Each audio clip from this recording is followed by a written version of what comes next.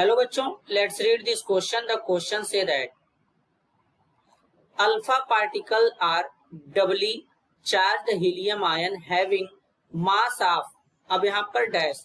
तो इस बच्चों filling the blanks type question है। तो सबसे पहले समझेंगे की concept.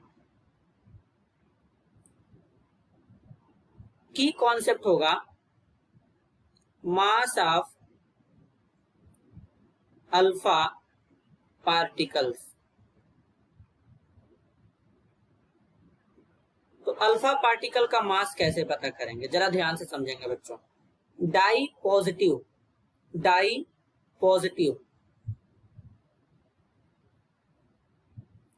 Helium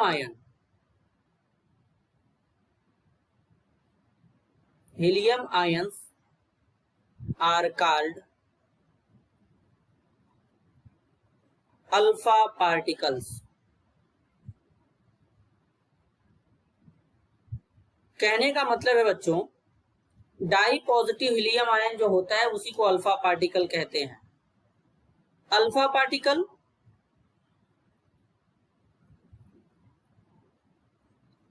contains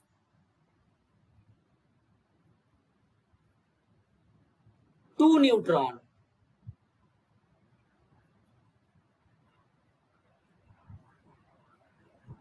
two proton,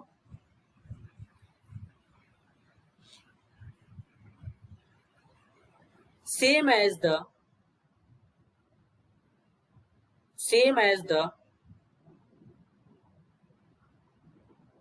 helium ion. अब बच्चों अगर हम बात करें, जैसे कि हमारा यहाँ पे हीलियम है, हीलियम का एटॉमिक नंबर 2 होता है, मास 4 होता है। हीलियम में से 2 इलेक्ट्रॉन निकाल देंगे तो हीलियम के ऊपर 2 का पॉजिटिव चार्ज आएगा, एटॉमिक नंबर अभी भी 2 रहेगा, मास इसका 4 ही रहेगा बच्चों, 2 इलेक्ट्रॉन निकल जाएगा। तो इसे क्या बोला जा रहा है? इसे बोला जा रहा है अल्फा पार्टिकल।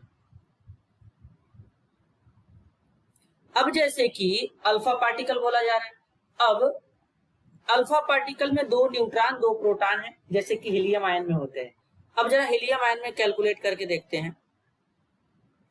तो बच्चों हीलियम आयन में इलेक्ट्रॉन प्रोटॉन न्यूट्रॉन को जरा कैलकुलेट करके देखेंगे, किस तरीके से समझेंगे, जरा ध्यान से समझेंगे। एटॉमिक नंबर 2 होता है, एटॉमिक मास 4 होता है, ऊपर लिखा जाता है।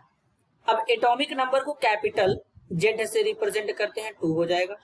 एटॉमिक मास को कैपिटल ए से रिप्रेजेंट करते हैं, 4 हो जाएगा।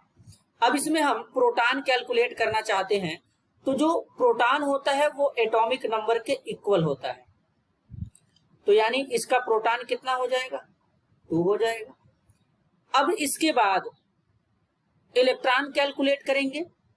तो इलेक्ट्रॉन अगर हमारा एटम न्यूट्रल होता है तो इलेक्ट्रॉन का नंबर प्रोटॉन के इक्वल होता है, लेकिन जब कोई चार्ज होता है तो इक्वल नहीं होता बच्चों। अब पॉजिटिव चार्ज होगा तो इलेक्ट्रॉन रिमूव करेंगे और नेगेटिव चार्ज रहेगा तो इलेक्ट्रॉन ऐड करेंगे। तो 2 पॉजिटिव चार्ज है, 2 इलेक्ट्रॉन रिमूव कर देंगे तो इसके पास इलेक्ट्रॉन कितना हो जाएगा? 0। अब न्यूट्रॉन कैलकुलेट करने के लिए बच्चों क्या करते हैं? न्यूट्रॉन कैलकुलेट करने का जो तरीका होता है, एटॉमिक मास में से यानी कैपिटल ए में से एटॉमिक नंबर या प्रोटॉन को माइनस कर देते हैं। तो 4 में से 2 माइनस करेंगे तो न्यूट्रॉन कितना आ जाएगा बच्चों? न्यूट्रॉन यहाँ पे 2 आ जाएगा। तो इसी तरीके से जो अल्फा पार्टिकल होता है इसमें भी प्रोटॉन कितना होता है? 2 होता है, और न्यूट्रॉन कितना होता है? 2 होता है बच्चों, इस तरीके से। तो अगर इसके मास की बात करेंगे तो हीलियम आयन का मास कितना होगा बच्चों? 4 AMU होगा क्या यहाँ पर बच्चों? 4 AMU होगा क्या? तो किस तरीके से जरा समझेंगे। तो यहाँ पर ये मास कितना है? 4 लिखा है, तो हीलियम आयन का जो मास होगा वो क्या होगा? 4 होगा, इसलिए यहाँ पर 4 लिखा गया है। तो इसी तरीके से अल्फा पार्टिकल का मास होगा बच्चों, इसी तरीके से अल्फा पार्टिकल का मास होगा। तो अल्फा पार्टिकल का मास कैसे लिखेंगे, जरा ध्यान से यहाँ पे समझेंगे बच्चों। तो बच्चों यहाँ पर हीलियम आयन का मास होगा 4 AMU। AMU का मतलब होता है एटॉमिक मास यूनिट। तो इसी तरीके से अल्फा पार्टिकल का भी हो जाएगा, कितना होगा? 4 AMU होगा। और अगर हम AMU का मतलब होता है एटॉमिक मास यूनिट, और अगर इसी को हम केजी में लिखेंगे बच्चों तो कितना लिखेंगे?